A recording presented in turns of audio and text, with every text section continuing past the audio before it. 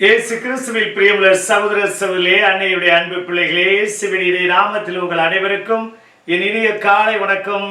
இன்றைய நாள் இனிய நாளாக ஆசீர்வதிக்கப்பட்ட நாளாக அமையட்டும். நீங்க எல்லாரும் நல்லா இருக்கணும், ஆசீர்வாதமாக இருக்க என்னோடு இணைந்து நேர்மறை சிந்தனையோடு இந்த நாளை தொடங்க உங்களை அன்போடு வேண்டுகிறேன். பிரியமான சகோதர சகோதரிகளே, இன்று நம் ஆண்டவர் இயேசு கிறிஸ்து ராயப்பருடைய அந்தரியாவுடைய இல்லத்திற்கு செல்கிறார். அங்கு ராயப்பருடைய மாமியார் காய்ச்சலால் படுத்து கிடக்கின்றார். ஆண்டவர் அவருடைய கரத்தை பிடித்து எழுப்புகிறார். பரிபூர்ண சுகம் நலமும் பெறுகிறார்.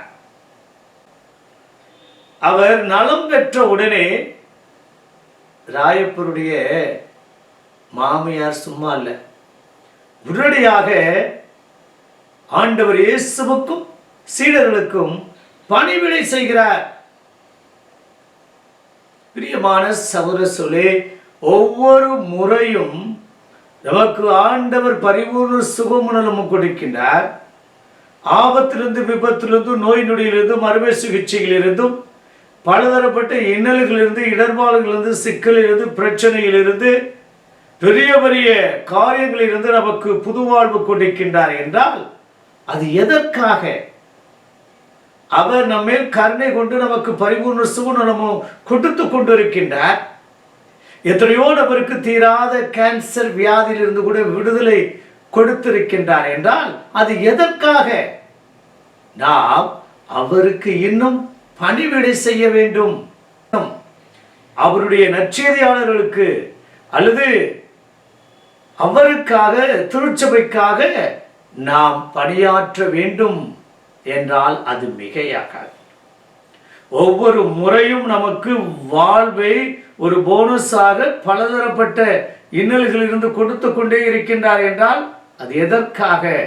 இன்னும் நாம் நல்லவர்களாக, இனியவர்களாக இந்த சமுதாயத்திற்கும், இந்த குடும்பத்திற்கும், இந்த திருச்சபைக்கும் ஏற்ற மகனாக, மகளாக வாழ வேண்டும் என்பதற்காகத்தான் ஆண்டவர் நாம் எப்படிப்பட்ட நிலையில் அவரை நினைத்து பார்த்து ஜெபித்தாலும் அவர் நம் ஒவ்வொருவருக்கும் பரிபூர்ண சுகமும் நலமும் கொடுத்து கொண்டிருக்கின்றார் என்றால் அது மிகையாகாது.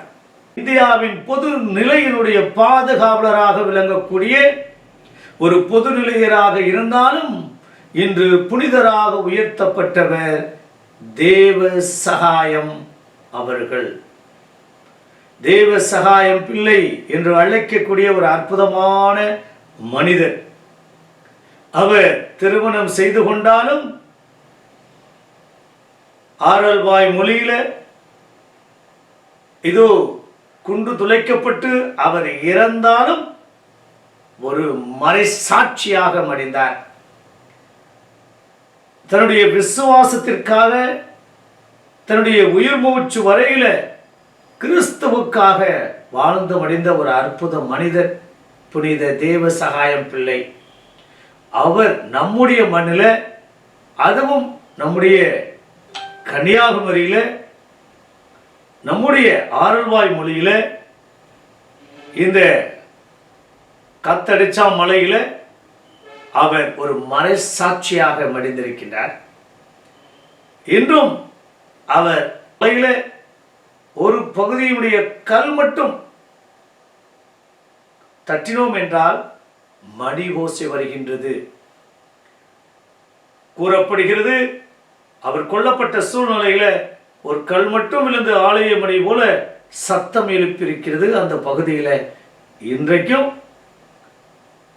பெரிய பாறைகளுக்கு மத்தியில அந்த ஒரு பகுதியை மட்டும் தட்டினோம் என்றால் அது வெங்கல மணி ஓசை வருகின்றது என்றால் எப்படிப்பட்ட ஒரு பெரிய ஒரு அற்புதமான மறைசாட்சியாக இருந்திருக்கக்கூடும்.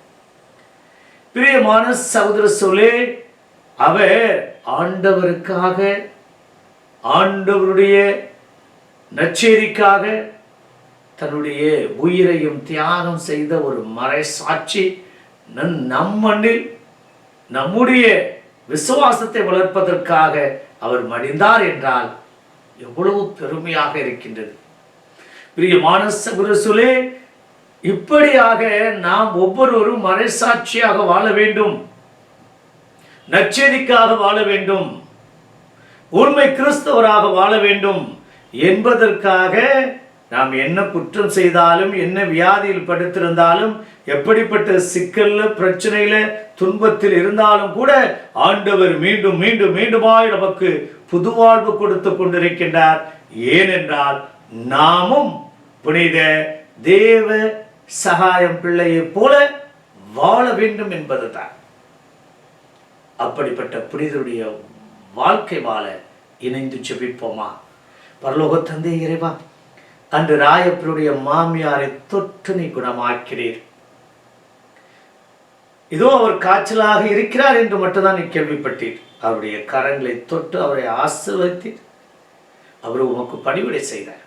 அப்பா, எங்களுக்கும் பல விதத்தில் நீ பரிபூர்ண சூழ்நிலை நமக்கு கொடுத்து கொண்டிருக்கின்றேன் என்றால் நாங்களும் விடுதலை பெற வேண்டும், அந்த விடுதலைக்கு ஏற்ற வாழ்வு பெற வேண்டும், அந்த பணி செய்ய வேண்டும்.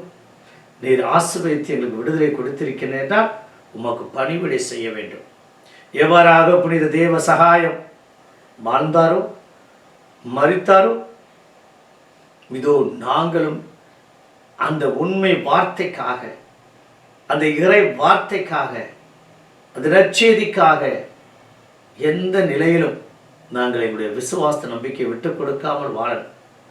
சோசியக்காரன் சொன்னேன், அந்த ஜாதகம் சொல்லிச்சு, அல்லது இங்கு குறிஸ் பார்த்தோம், அல்லது இங்கு வேறு எங்கேயாவது மந்திரவாதத்தில் நாங்கள் பார்த்தோம், எங்களுடைய விசுவாசம் தளர்ந்து போகாமல், நல்ல நேரம் கெட்ட நேரம் பார்க்காம, அதுவா இதுவா என்று மனக்குழப்பத்தோடு இருக்காம, உம்மை மட்டும் நம்பி வாழக்கூடிய வல்லமை மிக்க கத்தோலிக்க கிறிஸ்தவராய் என்று வாழ கிருபை தரும்படி எங்கள் ஆண்டவராய் இயேசு கிறிஸ்துவின் நாமத்தில் ஜெபிக்கிறோம் நல்ல பிதாவே.